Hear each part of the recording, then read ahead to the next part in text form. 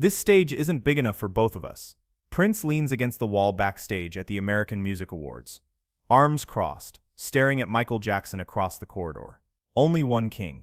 The rivalry between the two biggest stars in music has been building for years, fed by media, managers, and egos. But what Michael whispers back in the next 2 minutes doesn't just diffuse the tension, it completely reframes how both artists think about success, competition, and legacy. This is the story of how two legends almost destroyed each other and instead created something better. Los Angeles, January 1985. Monday evening, 7:15 p.m., backstage at the Shrine Auditorium. The American Music Awards are starting in 45 minutes. Both Michael Jackson and Prince are scheduled to perform. Their dressing rooms on opposite ends of the same hallway. Their teams deliberately kept separate by nervous producers who know that putting these two egos in proximity is like mixing volatile chemicals. Michael Jackson, 26 years old, riding the unprecedented success of Thriller, which has sold 35 million copies in 2 years, dominated every chart, broken every record, made him the biggest star on the planet. He's at the absolute peak, the undisputed king of pop, and everyone knows it. Prince Rogers Nelson, 26 years old, just released Purple Rain, the album that proved he's not just a musician but a complete artistic force. 13 million copies sold, critical acclaim, a movie that grossed $70 million, proving he can do everything Michael can do, but with guitars instead of moonwalks. The rivalry started innocently enough. Two young black artists breaking barriers in the early 80s, both brilliant, both revolutionary, both changing what pop music could be. The media loved the narrative, Michael versus Prince, pop versus rock, smooth versus raw, commercial versus artistic, Motown training versus Minneapolis funk. But somewhere around 1983, it stopped being media narrative and became personal. Prince made comments in interviews about Michael's music being too safe, too calculated. Michael's team leaked stories about Prince being difficult, uncommercial, too weird for mainstream success. Managers on both sides fed the fire because rivalry sells records, creates buzz, keeps both artists in headlines. They've only met twice before, both times at industry events, both times brief and cold. Handshakes that lasted exactly as long as required, smiles that never reached their eyes, careful words that said nothing while implying everything.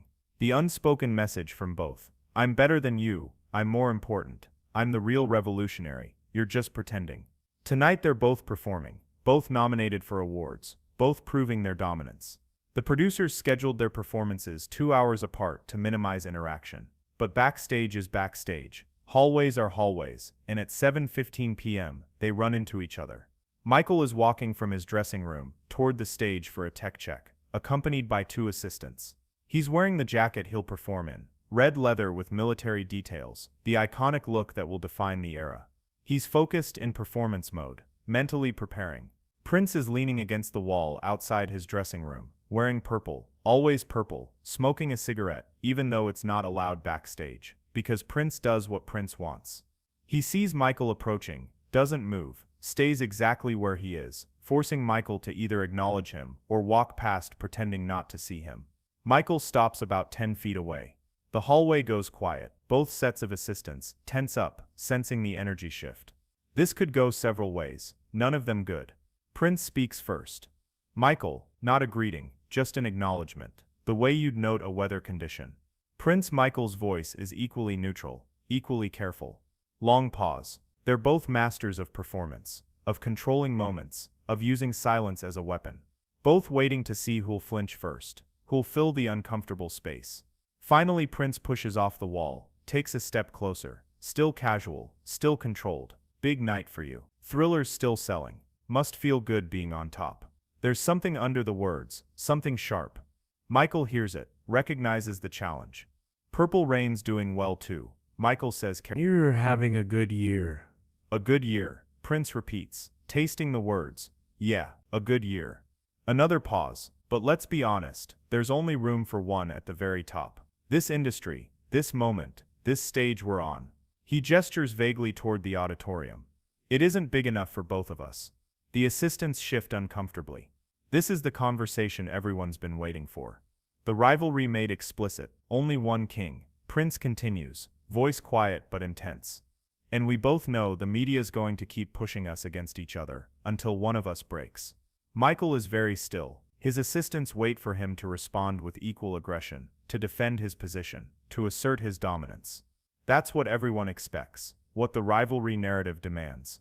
But instead Michael does something unexpected. He steps closer, closing the distance between them, close enough that their conversation becomes private, that the assistants can't quite hear. "You're right," Michael says quietly. "The media wants us to destroy each other. They want one of us to fail, so they can write the story. Prince versus Michael, only one survives. Great narrative, sells magazines." Prince watches him carefully, uncertain where this is going. "But here's what I realized," Michael continues, voice still quiet, still calm. "They're wrong. The stage is big enough. The industry is big enough. Success isn't a fixed pie, where your slice makes mine smaller.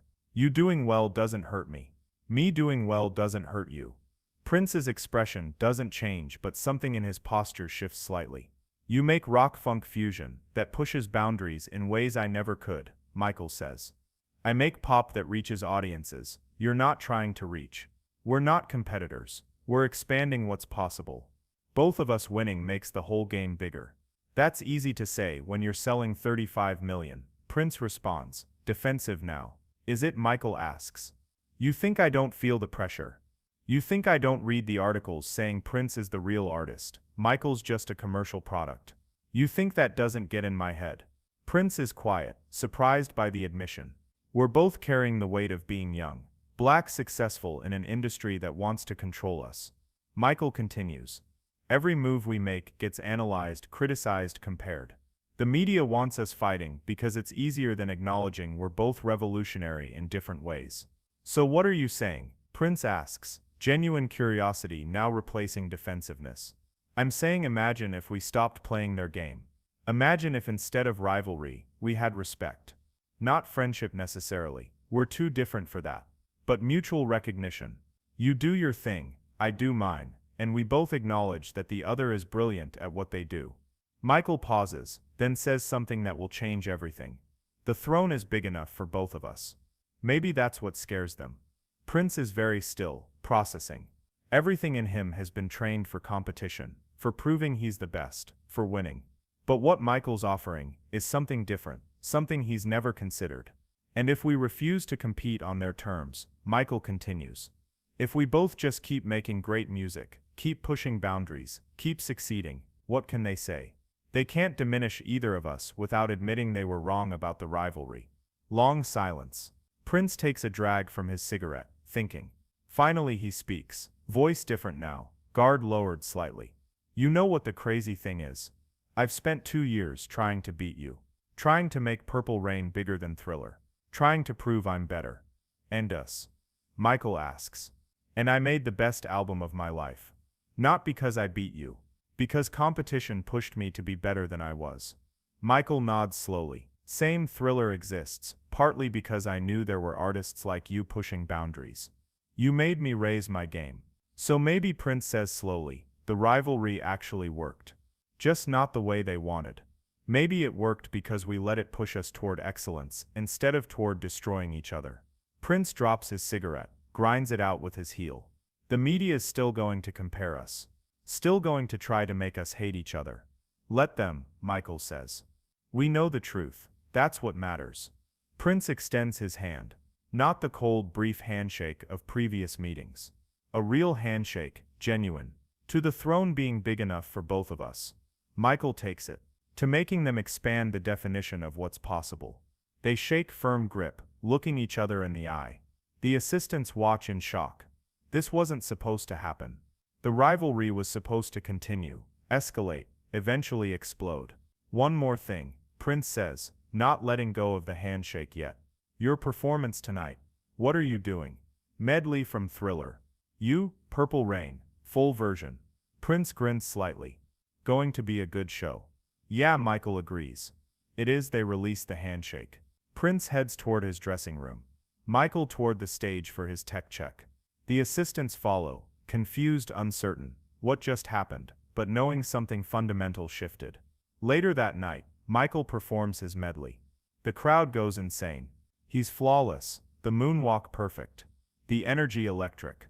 When he finishes, he leaves the stage, and instead of going back to his dressing room, He stands in the wings to watch Prince perform. Prince sees him there, gives a barely perceptible nod, then launches into Purple Rain. It's stunning, 7 minutes of raw emotion and technical mastery. When he hits the guitar solo, Michael finds himself moving slightly to the music, caught up in it despite himself. Prince finishes, walks off stage, sees Michael still standing there. They don't say anything. Michael just nods. Prince nods back. That's enough. The media writes about that night. Michael and Prince both win at AMAs. They try to create controversy, quote anonymous sources, saying the rivalry is worse than ever. But something's changed. Over the next few years, something shifts in how both artists talk about each other. 1987. Interview with Michael in Rolling Stone. Prince is an incredible musician. What he does with instruments, the way he produces, his artistic vision, it's something I deeply respect. We're different artists with different approaches, and that's good for music. 1988. Prince interview with Musician magazine. Michael's impact on pop culture is undeniable. He took performance to another level. We push each other to be better, even without directly competing. That's a gift. No collaboration ever happens. They're too different, their visions too distinct, but the poison drains from the rivalry. It becomes something healthier, mutual respect between artists who acknowledge each other's greatness. 1991. Michael is working on Dangerous, struggling with a particular track. His producer mentions that Prince solved a similar production problem, using a specific technique. Michael tries it. It works.